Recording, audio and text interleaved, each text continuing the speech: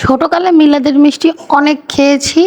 শুক্রবার হলে বাবাকে বলতাম জিলাপি নিয়ে আসবা। তো আজকেও একই অবস্থাই হইছে। তো আজকে আমাদেরই মিলাদ পড়তে হইছে। কিন্তু বুঝতে পারি নাই যে এরকম একটা হবে। তো কি হবে, কেন হবে সবই আপনাদেরকে বলবো। চলেন শুরু করি।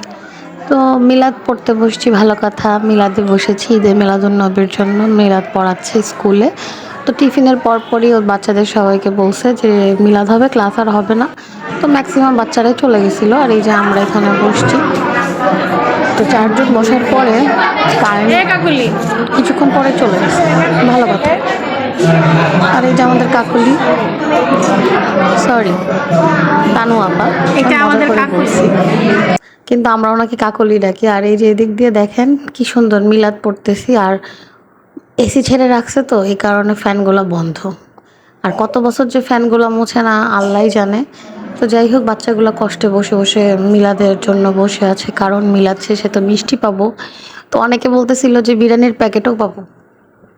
তো এই দিক দিয়ে মোনাজাত ধরবো, তো দেখেন একটু মজা করতেছিল তানুভাবি এখান দিয়ে।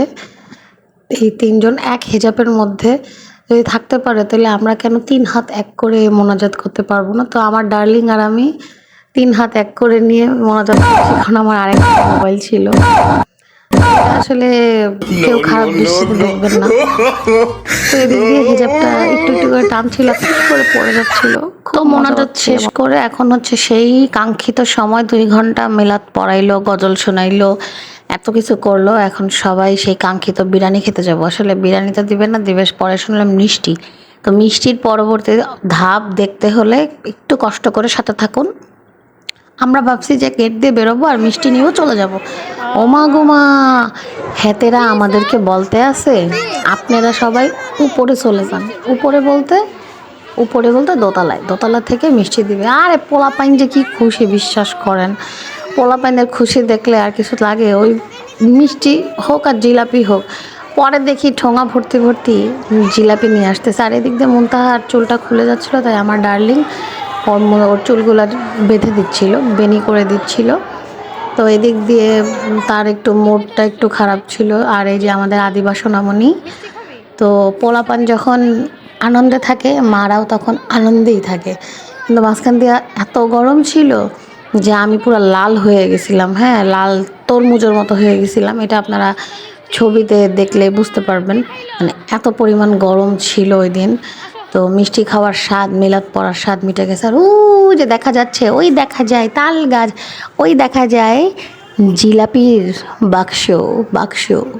তো এক এক করে সবাইকে এভাবে জিলাপি দিচ্ছিল আর বলতেছি আয় হায় রে, সেই পুরানা স্মৃতিতে ফিরে গেলাম। কিন্তু আগে তো তাও একটা ঠোঙার মধ্যে দিত, একটা সিঙ্গারা থাকতো, একটা সমুচা থাকতো, একটা নিমকি থাকতো, তারপর একটা মিষ্টি থাকতো। আর এখানে তো পুরো ডাইরেক্ট হাতের মধ্যে, হ্যান্ড টু হ্যান্ড যেটাকে বলে।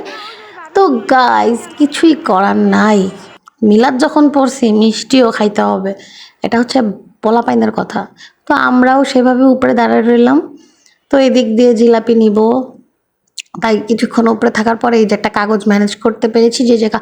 কিন্তু পরে কিন্তু আমাদেরকে আর দেয় নাই, আর আমরাও কিন্তু জিলাপি পাই নাই।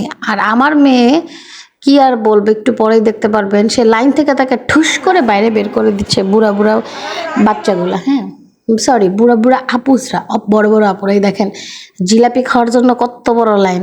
তো আমরা তো ঠোঙা নেওয়ার জন্য লাইন ধরতাম ছোটোকালে স্কুলে, আর এরা জিলাপি ডিরেক্ট জিলাপি খাবে তাই লাইন ধরছে। তা আমি আবার এটা নিয়ে একটু চিল্লাচ্ছিলাম যে তোরা কি জীবনে মিষ্টি খাস নাই? আমার মেয়ে বলে দেখো আমাকে, এই যে লাইন থেকে ওর পিছে দেখেন একটা কি দাঁড়ায় আছে। তো আসলে বড়, সে বড়র মতো থাকা উচিত, কিন্তু সে যদি বাচ্চাদের মতো করে তাহলে কিছু আর বলার নাই। তো আমার মেয়েটারে সাইড করেই দিছে, আর এখান দিয়ে খালা ডিসিপ্লিন করতেছিল। তো যাই হোক, এই যে এক জায়গায় করে আদিবা নিয়ে বেরোয় গেল। আর এই যে আমার মেয়ে, ওইও এখানে দাঁড়ায় আছে। আর এই যে তানুভবির ছেলেটা দাঁড়ায় আছে, ওই আবার আগে চলে গেল। তো ও বলতেছে দেখো সবাই চলে যাচ্ছে, আমাকে তুমি লাইনেই দাঁড়াও। তো তারপরে এই যে সে এই পাখা দিয়ে বাতাস করতে করতে যখন গন্তব্যস্থানে পৌঁছে গেল, তাকে যখন জিলাপি দিতে গেল, সে বলল আমি একটা খাই, আমাকে একটাই দেন। আরে সেমরি, আমি যে তোর মা, মিলাদ পড়লাম, আমার জন্য কি মিষ্টি নিবি না? তো আসলে আমার মেয়েটা কেমন জানি, কিছু বলার নাই গাইস। সে একটা মিষ্টি নিয়ে বের হয়ে গেল, আর এই যে তাকে মিষ্টি দিয়েছে, আমাকে আর দেয়নি। তো কেন ভাই, আমরাও তো মিলাদ পড়েছি, আমাদেরকেও তো দেওয়া উচিত ছিল আপনাদের। তো যাই হোক, এই যে সবাই মিলে একটা স্ন্যাপ নিয়ে নিলাম যে 2 ঘন্টার ফসল এই 4টা জিলাপি। তো তারপরে আবার ভাবির ছেলে ভাবিকে আরেক একটা জিলাপি নিয়ে এসে দিল। আয়ানবাবু এই যে মিষ্টি নিয়ে দৌড়ে দৌড়ে এসে বলছে, আম্মু খাও। ওফ, এরকম ছেলেই তো দরকার, এরকম একটা ছেলে যদি পেতাম। তো তারপরে এই যে লাস্ট একটা ভিডিও নিলাম। তো ভালো থাকবেন সবাই, আর ভালো লাগলে অবশ্যই লাইক কমেন্ট শেয়ার করে পাশে থাকবেন। আল্লাহ হাফেজ।